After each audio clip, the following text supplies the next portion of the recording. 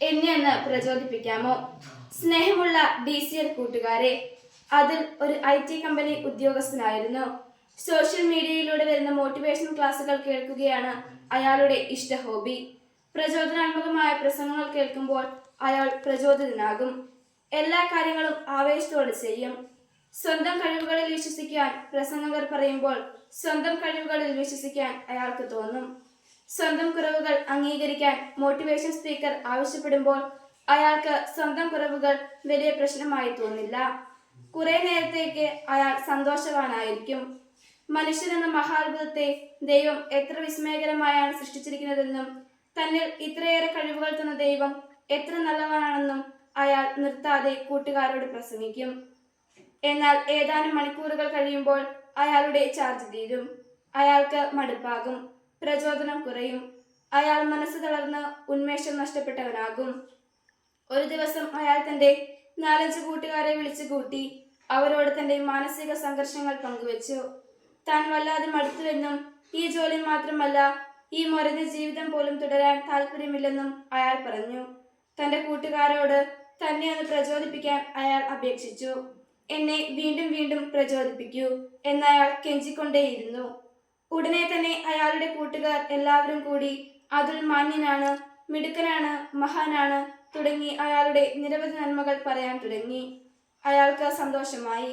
അപ്പോൾ കൂട്ടത്തിൽ ഒരാൾ എണീറ്റ് പറഞ്ഞു, അതുൽ, ഈ മനോഭാവം മാറ്റണം. നിങ്ങൾ എന്തിനാണ് എപ്പോഴും ഇങ്ങനെ മറ്റുള്ളവരുടെ പ്രശംസകളെയും പ്രചോദന വാക്കുകളെയും കൊതിക്കുന്നത്? ഇത് നല്ല സ്വഭാവമല്ല. കാരണം എപ്പോഴും നമ്മുടെ ചുറ്റും നമ്മെ പ്രചോദിപ്പിക്കാൻ ആരും ഉണ്ടാകണമെന്നില്ല. പരിഹാരം ഒന്നേയുള്ളൂ, സ്വയം പ്രചോദിപ്പിക്കുക. ആരും പ്രചോദിപ്പിക്കാത്തത് കൊണ്ട് ഞാൻ ഒന്നും ചെയ്യുന്നില്ല എന്ന് പറയുന്നവൻ വിഡ്ഢിയാണ്. കാരണം നമ്മൾ നന്നാകണമെന്നതും നമ്മൾ വിജയിക്കണമെന്നതും മറ്റാരുടെയും അത്യാവശ്യമല്ല, നമ്മുടെ മാത്രം ലക്ഷ്യമാണ്. കൂട്ടുകാരെ, നമ്മൾ പലരും ഇങ്ങനെയല്ലേ? അമ്മയും അച്ഛനും ഒക്കെ നിരന്തരം പഠിക്കൂ പഠിക്കൂ എന്നും വായിക്കൂ വായിക്കൂ എന്നും കൈയും കാലും പിടിച്ചു പറയുമ്പോഴാണ് നമ്മിൽ പലരും ശരി, ഇത്രയും നിങ്ങൾ പറഞ്ഞ സ്ഥിതിക്ക് ഞാൻ അല്പം പഠിച്ചേക്കാം എന്ന മനോഭാവത്തോടെ പ്രവർത്തിക്കുന്നത്. നമുക്ക് വേണ്ടത് സ്വയം പ്രചോദിപ്പിക്കാനുള്ള കഴിവാണ്. അതിന് സ്വയം അറിയുകയാണ് ആദ്യപടി. സ്വന്തം കഴിവുകളും കുറവുകളും കൃത്യമായി മനസ്സിലാക്കുക. തിരുത്താനുള്ളത് തിരുത്തുക. മെച്ചപ്പെടുത്താമെങ്കിൽ പരിശ്രമത്തിലൂടെ കൂടുതൽ മികവിലേക്ക് ഉയരുക. എത്ര പരിശ്രമിച്ചാലും മാറ്റാൻ കഴിയാത്ത കാര്യങ്ങൾ നമ്മുടെ വ്യക്തിത്വത്തിന്റെ തനിമയായി അംഗീകരിക്കുക. നമ്മുടെ ജീവിത വിജയം നമ്മുടെ മാത്രം ആവശ്യമാണ്. മറ്റുള്ളവരുടെ പ്രചോദനം കൊണ്ട് മാത്രം നമുക്ക് വിജയിക്കാനാവില്ല. മറ്റുള്ളവർ എപ്പോഴും പ്രചോദിപ്പിക്കാൻ വേണ്ടി ഇനി കാത്തിരിക്കേണ്ട. സ്വയം പ്രചോദിപ്പിച്ച് ഓരോ സാഹചര്യത്തെയും അതിജീവിച്ചിട്ടുള്ളവരാണ് ജീവിതത്തിൽ അത്ഭുതങ്ങൾ ചെയ്തിട്ടുള്ളത്.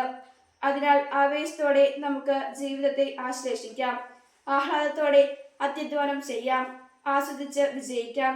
പരാജയത്തെയും വിജയകരമായി അംഗീകരിക്കാം. സസ്നേഹം, സ്വന്തം കൊച്ചേട്ടൻ.